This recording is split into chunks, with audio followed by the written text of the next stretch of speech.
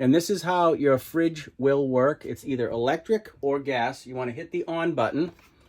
And then right here, you're going to see auto. That means it'll automatically go from gas to electric or electric to gas. If you want it just electric, hit auto and that's electric. If you want it just gas, that's gas.